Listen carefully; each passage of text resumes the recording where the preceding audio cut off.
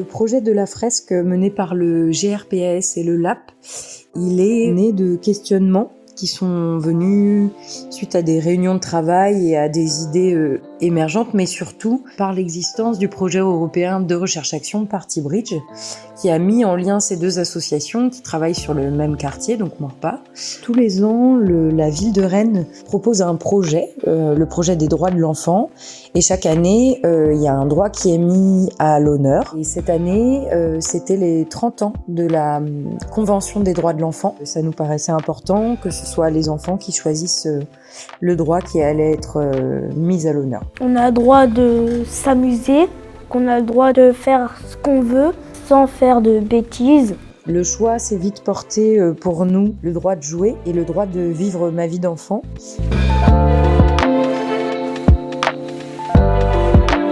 Et en fait, le GRPAS, c'est une association qui propose aux enfants et depuis plus récemment aux jeunes adolescents aussi et familles du quartier des activités de découverte de la ville de Rennes et qui travaille aussi sur de la médiation avec les familles. On va dire que c'est une association qui met en place la pédagogie sociale de rue, où nous, on a seulement des locaux administratifs et nous, on ne dit pas animateur, on dit pédagogue. On va dans la rue, sur les lieux de vie des enfants et des familles, à leur rencontre pour leur proposer plein de choses en termes de découverte de la ville. Et la particularité, c'est qu'on travaille toujours avec des petits groupes d'enfants et que quand on leur propose des choses, on va les chercher chez eux et on les ramène chez eux. Ce qui fait qu'on a une proximité forte avec les parents et qu'on connaît bien leur réalité de vie.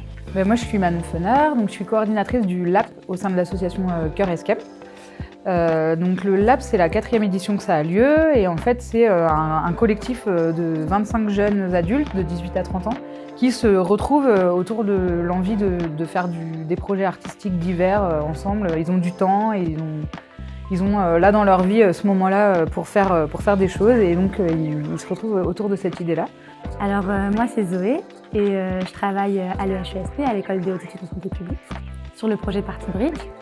Et l'idée là pour cette partie du projet, c'était de mélanger un peu nos savoirs avec un petit groupe mixte donc de jeunes adultes participants et participantes du LAP, d'enfants et de professionnels universitaires et associatifs, autour d'une question qui est venue par les associations et par leur implication dans le terrain et avec les familles. Cette question-là, c'était la question de l'usage ou non de l'espace public, notamment par le jeu.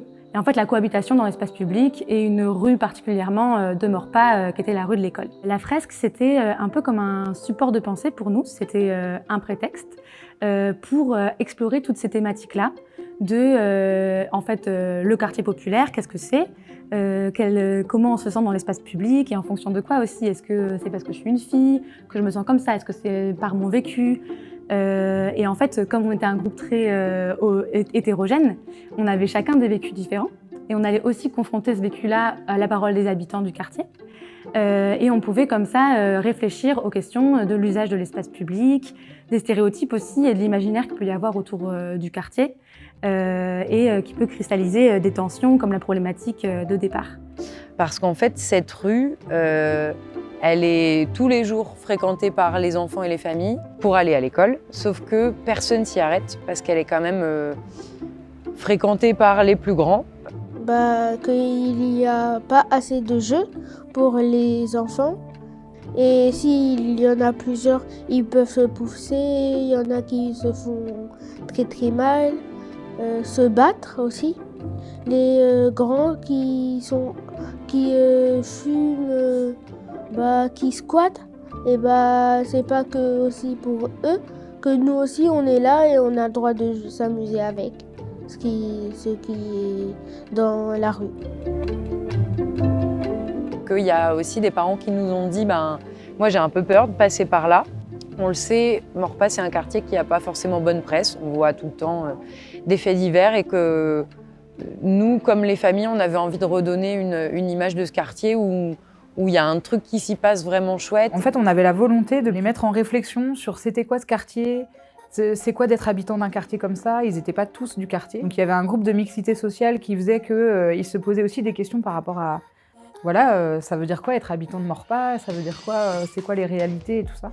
Quand nous, on a réfléchi le projet, on se disait qu'il y aurait d'abord une phase où on serait sur le quartier et qu'on observerait en fait ce qui se passe dans cette rue-là en particulier, de qui la fréquente, est-ce qu'il y a des enfants, des jeunes, est-ce que c'est que des garçons, que des filles, il y a cette notion de genre aussi, le partage de l'espace public en fait. On regarde si les gens, si les gars jouent avec les filles ou les filles jouent avec les garçons. Et après, on écrit, on les pose des questions, après on écrit. Et après, il y a toute cette phase qui a duré quand même longtemps, d'activités en dehors du quartier, où en fait, c'est des allers-retours, mais on va s'inspirer de ce qui se fait déjà en termes de jeu.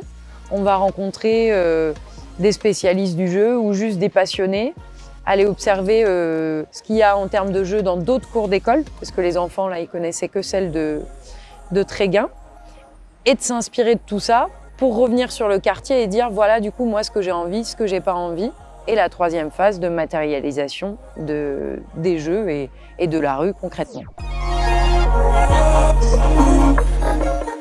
Je m'appelle Guillaume Mitch, je suis illustrateur, graphiste, motion designer, directeur artistique, enfin je fais plein de choses et j'habite à Bordeaux. Je travaille au sein de la fabrique Paula. Quand j'ai été contacté par le GRPAS, l'idée c'était de travailler sur une fresque dans le quartier. En fait les ateliers, l'idée c'est que d'abord j'arrive avec mon ordinateur, un vidéoprojecteur et je leur montre un peu tout ce que je fais parce que je fais aussi de la réalité augmentée, je fais des jeux vidéo, etc. Donc les intéresser à mon métier puis leur expliquer comment ça fonctionne. Et après je leur pose beaucoup de questions sur eux, ce qu'ils ont envie de faire. Et du coup, on fait matcher ça entre leurs histoires et mon esthétique. Donc je transforme en fait leurs histoires dans mon style. On a écrit par terre et après on a essayé d'imaginer comment ça serait quand ça serait bien coloré. Donc on a commencé par définir des histoires parce que les enfants évidemment connaissent déjà cette rue. Donc se sont déjà inventés tout un imaginaire. Par exemple les deux sorcières, elles correspondent aux deux sapins qu'il y a derrière nous. On a décidé de créer un jeu au sol, mais ce jeu ne nécessiterait pas de mode d'emploi. Donc l'idée, on est parti sur des parcours en fait, des parcours à suivre qu'on puisse utiliser dans les deux sens, de haut en bas, de bas en haut, et puis que ça soit librement utilisable par tous.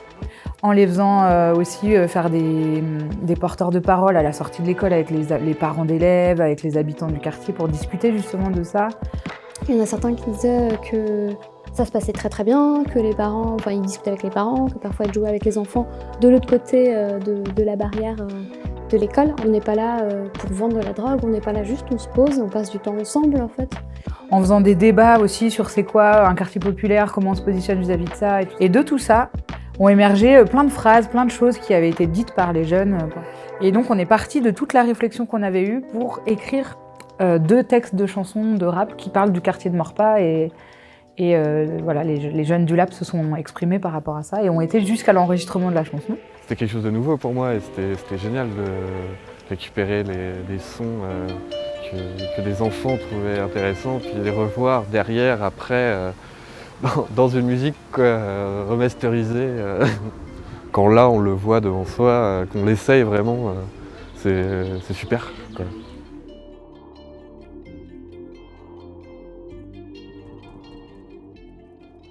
Pendant cette action, pendant qu'on était en train de peindre avec les enfants, il y avait vraiment un truc multiculturel où il y a des jeunes, des moins jeunes, tout le monde faisait avec ses propres capacités et sa propre sensibilité. Il y a des gens qui étaient beaucoup plus expérimentés que d'autres au niveau de la peinture et beaucoup plus méticuleux. C'était ça aussi qui était intéressant à voir, il y en avait certains qui étaient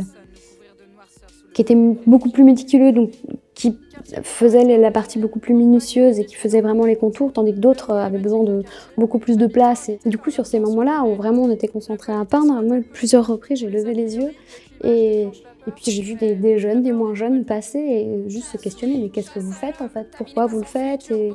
Et ouais, avoir des retours comme ça, et ça a amené aussi à des discussions totalement autres de comment eux, ils investissent le quartier, comment eux connaissent... quel lien ils ont aussi avec les associations du quartier, comment ils se sentent. En tout cas, moi, ça m'a beaucoup... C'était très chouette. Normalement, l'espace public est censé, en tout cas tel qu'on imagine, être à tout le monde. Et finalement, je pense que dans la conception un petit peu de notre société, il est plutôt à personne. Et je pense que le projet qu'on a abattu là a pas dû être aussi simple. Dans le fond, dans tout ce qui a été mené en amont, n'a pas été si simple que ça à mener. Parce que c'était pas qu'une question de choix. Pouf pouf, on arrive et puis on peint au sol. Je pense que ça a été un sacré travail de fond derrière, un sacré boulot, quoi. Et c'est impressionnant à voir. Et par contre, quand tu vois derrière les personnes qui s'en emparent, t'es quand même en train de te dire, ce qu'on fait là, c'est quand même censé être normal, c'est quand même censé être ça, quoi. Moi, ça m'a énormément travaillé, que je me suis dit, ça devrait être comme ça partout. Il devrait y avoir de ça partout. Ça devrait être la joie dans la rue partout. On devrait tout le temps jouer dehors, on devrait tout le temps se poser dehors, on devrait tout le temps partager dehors. Et je pense que c'était ce dont les personnes qui vivaient là, même moi qui ne vis pas là, là où je vis, je serais contente d'avoir ça en fait. Je pense qu'on devrait tous avoir ça partout. Les différences. Chasse, souris, chasse à l'homme. Ta vie n'est pas sans futur bonhomme. Chasse, souris, chasse à l'homme. Ta vie n'est pas sans futur bonhomme. Chasse, souris, chasse à l'homme. Ta vie n'est pas sans futur bonhomme. Chasse, souris, chasse à l'homme. Ta vie n'est pas sans futur bonhomme. Chasse, souris, chasse à l'homme. Ta vie n'est pas sans futur bonhomme. Chasse, souris, chasse à l'homme. Ta vie n'est pas sans futur bonhomme. Chasse, souris, chasse à l'homme. Ta vie n'est pas sans futur bonhomme. Chasse, souris, chasse à l'homme. Ta vie n'est pas sans futur bonhomme.